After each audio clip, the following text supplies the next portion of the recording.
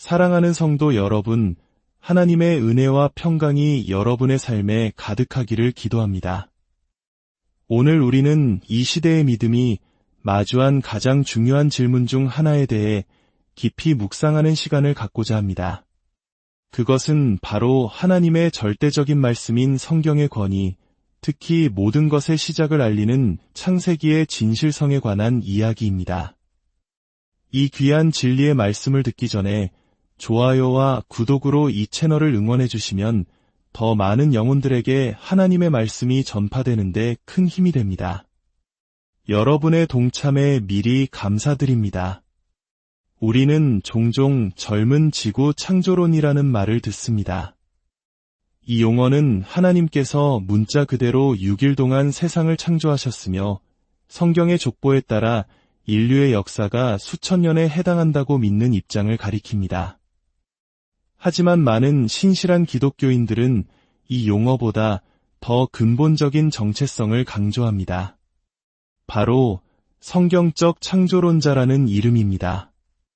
왜냐하면 젊은 지구를 믿는 것은 우리의 출발점이 아니라 하나님의 말씀을 있는 그대로 믿을 때 자연스럽게 도달하게 되는 결론이기 때문입니다. 한번 생각해 보십시오. 수억, 수십억 년이라는 개념은 성경 어디에서도 나오지 않습니다. 그것은 성경 밖에서 온 인간의 불완전한 생각과 세속적인 이론일 뿐입니다. 우리가 하나님의 말씀을 우리의 유일한 권위로 삼을 때 우리는 명확한 진리를 발견하게 됩니다. 하나님께서는 저녁이 되고 아침이 되는 문자적인 엿새 동안 온 세상을 창조하셨습니다. 성경에 기록된 아담부터 예수님까지의 족보는 인류의 역사가 결코 수백만 년이 될 수 없음을 보여줍니다. 그리고 가장 중요한 것은 아담의 죄가 들어오기 전에는 이 세상에 죽음이 없었다는 대원칙입니다. 이 모든 것을 종합하면 성경을 믿는 사람은 자연스럽게 지구가 수천 년의 역사를 가졌다고 결론 내릴 수밖에 없습니다. 그렇다면 이 문제가 오늘날 교회의 증언에 그토록 중요할까요? 우리는 지금 거대한 영적 전쟁의 한가운데에 서 있기 때문입니다. 이 전쟁은 에덴 동산에서 시작되었습니다. 뱀, 즉 사탄이 하와에게 다가와 던진 첫 질문을 기억하십니까? 하나님이 참으로 너희에게 동산 모든 나무의 열매를 먹지 말라 하시더냐? 하나님이 정말 그렇게 말씀하셨는가? 이 질문은 하나님의 말씀에 대한 의심의 씨앗을 심으려는 사탄의 첫 공격이었습니다. 이것은 단순히 옛날 이야기가 아닙니다. 바로 오늘날 우리 각자가 매일 마주하는 영적 전쟁의 핵심입니다. 이 전쟁은 하나님의 말씀이 최종 권위인가, 아니면 인간의 이성과 판단이 최종 권위인가 하는 싸움입니다. 인간 스스로가 하나님이 되려는 교만한 욕망과의 싸움인 것입니다. 안타깝게도 오늘날 많은 교회와 성도들이 이 싸움에서 흔들리고 있습니다.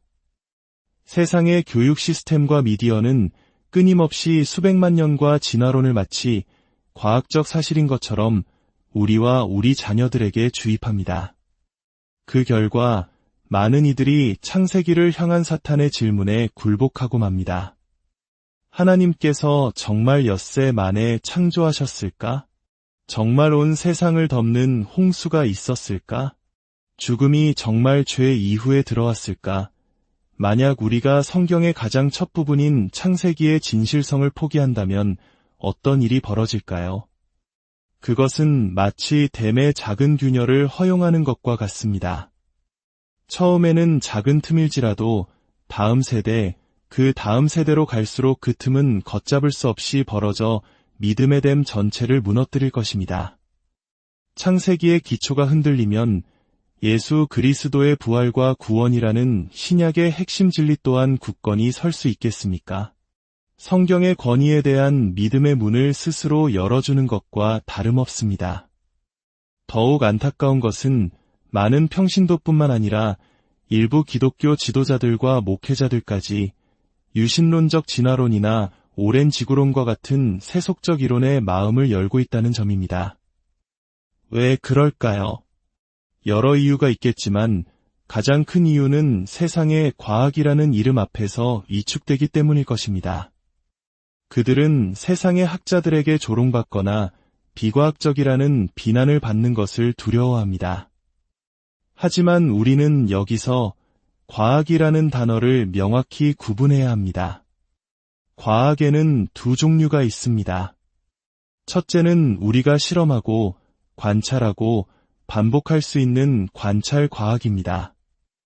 이 과학 덕분에 우리는 스마트폰을 쓰고 비행기를 타고 질병을 치료하는 기술을 발전시킬 수 있었습니다. 둘째는 과거의 기원에 대해 다루는 역사과학 또는 기원과학입니다. 이것은 직접 관찰하거나 반복할 수 없는 과거의 사건에 대한 믿음과 해석의 영역입니다. 진화론은 관찰 과학이 아니라 무신론적 세계관에 기반한 인간의 역사과학 가설일 뿐입니다. 반면 창조론은 모든 것을 아시고 모든 것을 만드신 하나님의 증언에 기반한 하나님의 역사과학입니다. 세상은 교묘하게 이 두 과학을 하나인 것처럼 속입니다. 그래서 진화론을 믿지 않으면 마치 스마트폰과 비행기를 부정하는 반지성주의자인 것처럼 매도합니다. 하지만 이는 사실이 아닙니다. 오히려 현대의 관찰과학은 기독교적 세계관에서 탄생했습니다. 창조주 하나님께서 질서 있고 논리적인 우주를 만드셨다는 믿음이 있었기에 과학자들은 그 법칙을 발견하고 기술을 발전시킬 수 있었던 것입니다. 사랑하는 성도 여러분, 성경은 세상의 과학 교과서가 아닙니다. 저는 성경이 시시때때로 내용이 바뀌는 세상의 불완전한 과학 교과서가 아니라는 사실에 진심으로 감사합니다. 성경은 그보다 훨씬 위대한 책입니다. 성경은 역사의 주관자이신 하나님께서 친히 기록하신 진실한 역사책이며 구원의 길을 보여주는 생명의 책입니다.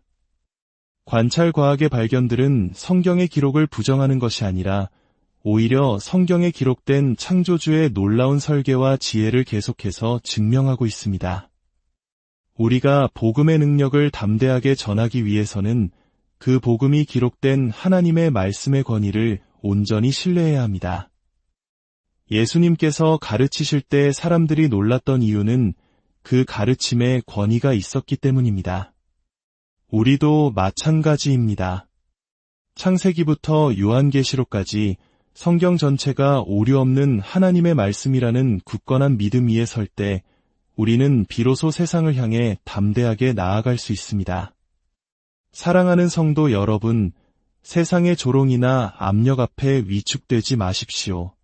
다니엘이 사자굴 앞에서도 믿음을 지켰던 것처럼 히브리서 11장의 믿음의 선조들이 세상이 감당하지 못할 믿음으로 살았던 것처럼 우리도 하나님의 말씀을 굳게 붙들어야 합니다. 창세기 1장 1절, 태초에 하나님이 천지를 창조하시니라. 이 위대하고 장엄한 선포 위에 여러분의 믿음을 굳건히 세우십시오. 이 진리의 말씀이 여러분 개인의 신앙을 굳건하게 할 뿐만 아니라 우리가 다음 세대에게 물려줄 가장 귀하고 영원한 유산이 될 것입니다. 하나님의 크신 사랑과 축복이 여러분과 여러분의 가정 위에 늘 함께 하시기를 주님의 이름으로 축원합니다.